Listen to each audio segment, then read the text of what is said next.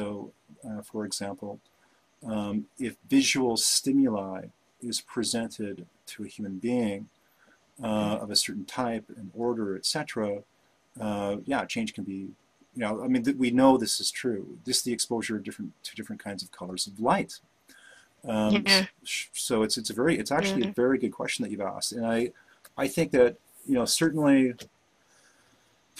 if nothing else, a person that probably saw starlight on a regular basis, as opposed to someone who didn't, I would say that there's probably a reasonable chance that there would be some degree of psychological affectation, if nothing else. Yeah. Yeah. Sure. Yeah. Interesting. So I'm just curious. What just off the fly, if you can name some of the testimonials that you've had with people in illnesses um that have been. I mean, I saw your video too. You talked about you had a sore feet and how you were able to that was really cool. Yeah, that was a weird You experience, have a man. lot of testimonials. I was looking, so I know we can't go through all of them, but if you can just remember a couple as far as like, Yeah, you sure. know, Well, and any I'm sorry, go on. no, no. Like, and I was wondering if you had any testimonials with people that had autism. Oh, yeah. Uh, well, the answer to the last question first. I mean, yeah, we've definitely had some pretty positive feedback and support, from parents with autistic children. Most of the cases that were brought to my attention uh, were parents that were more elderly and were dealing with adult autistic children that were in their care. Um, and yeah, we actually got some pretty interesting breakthrough reports from individuals. To answer your first question, um, you know, what I've noticed subjectively is that there are some paradigms that are legal and some paradigms that are not. Mm, And a paradigm is not necessarily equivalent to, truth or natural law. So, there may actually be a objective reality that could be provable, but it may not be legal paradigm-wise. yeah. So when we take a look at the consumer population, some paradigms they're allowed, to exist within, and other paradigms they're not. And so one of the paradigms that they are not allowed to have, regardless of whether it's true or not, has to do with some of the phenomena that exists out there encompassing aspects of frequency technology. So uh, due to the current artificially created paradigm, I am not permitted to tell people that my frequency technology, can treat, cure, or deal with any kind of physical illness, regardless of whether it can or not. Yeah.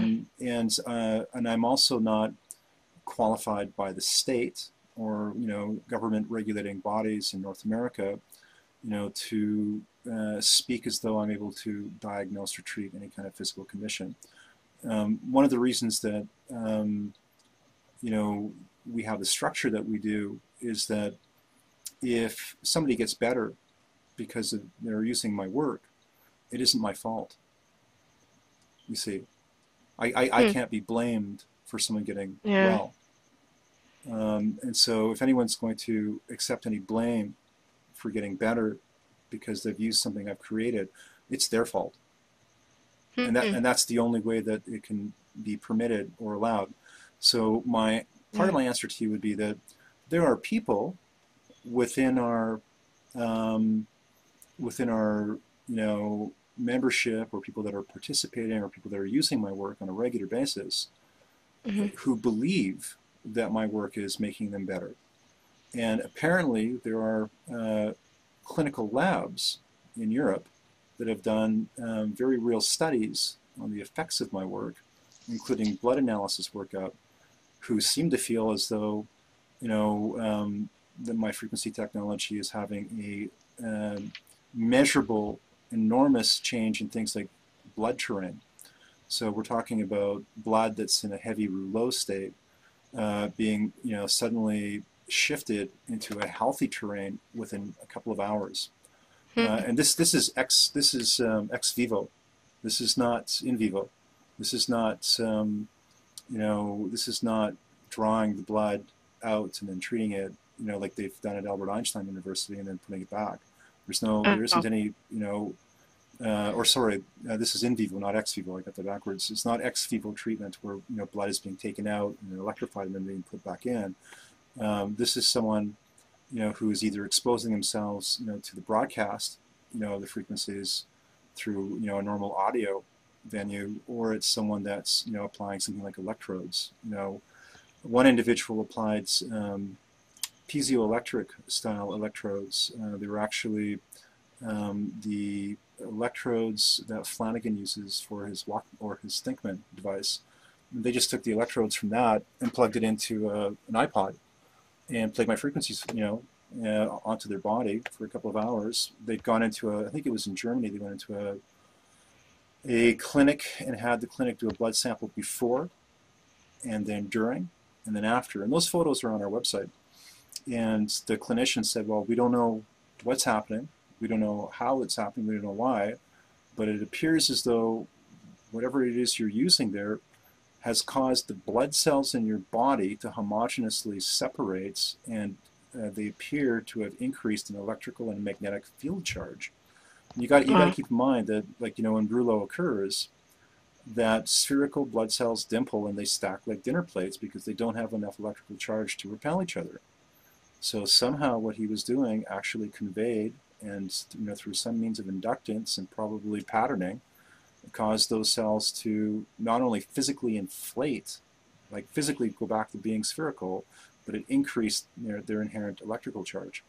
And then we've also got recorded hyper acceleration of plant growth, and there was a bunch of tests done where the case study included a specimen that received no treatment, a specimen that received a kind of acoustic treatments. I think it was like Tibetan gong music or something. It was some kind of compatible or comparable sound therapy that was out there. And then one that was exposed to our frequencies.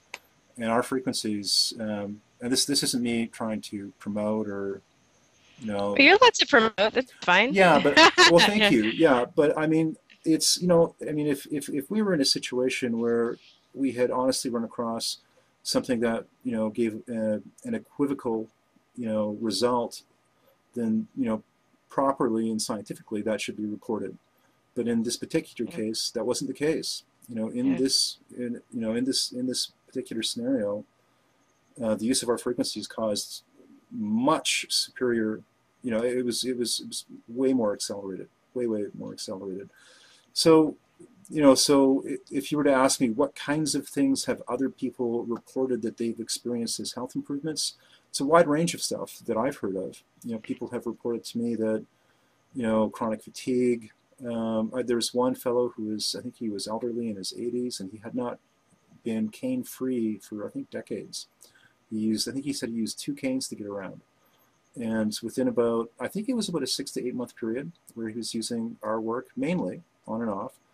And I think he was also taking some supplements and doing a few other things.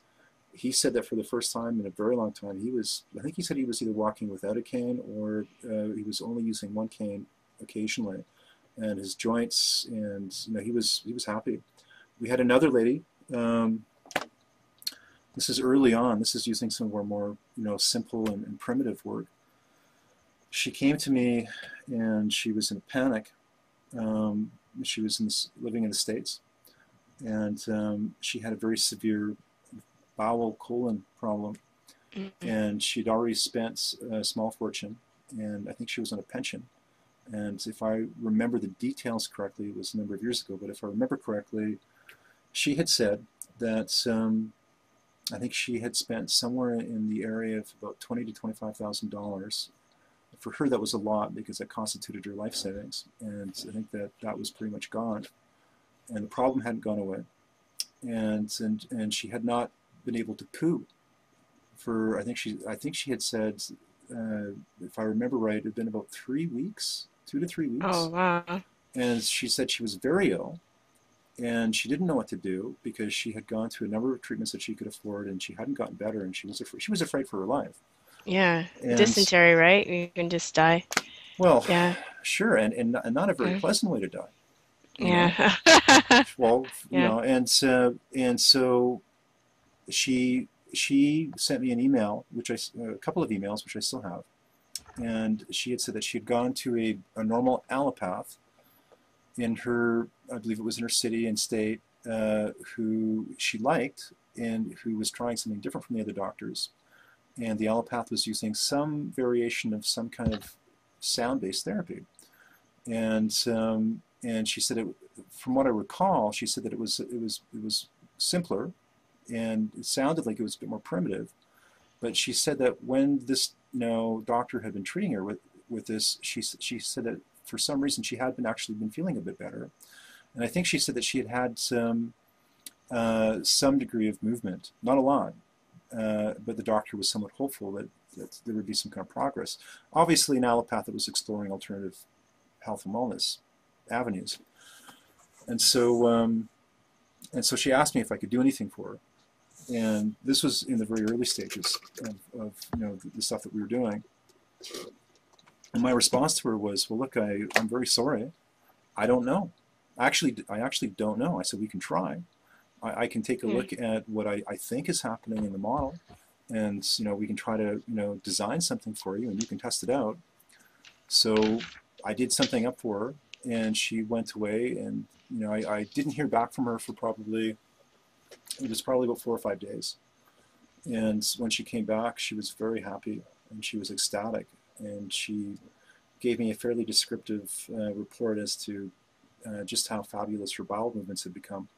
And she felt encouraged, and apparently she had been able to evacuate the buildup of the waste materials, and I think she, if I recall, I think she might have said something about like her doctor was very happy and was surprised and wondered what she was doing and this sort of thing.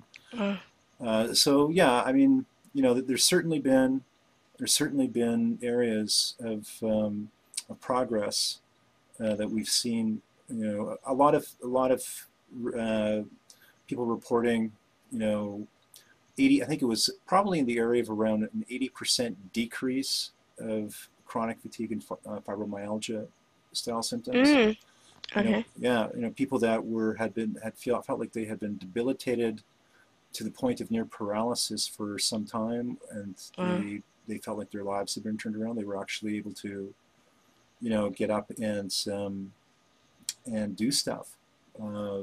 So yeah, and there's been other things like dependencies. People with certain Drug yeah, addictions? there's been people that have reported some positive progress made there, and they have not, the ones that are the most distinctive, these were people who became friends of mine afterwards, and they were professionals, and they were in some cases very well respected in their field, and they didn't want their story to come out because they're dealing with areas of responsibility, and they didn't want to risk any kind of damage to their reputation. Yeah. And we've got people that are celebrities, from different countries, people that are fairly well known, abroad, internationally, and also within their own country that use it anonymously, because in some cases what they're using it for is something that they might feel, I don't, Embarrassed by well, or sure, and yeah. I can see that, in many cases. Sometimes it would be nice if the soap opera star would come out and just like say like, yeah, it's okay, I'm using this stuff and I like it, but it's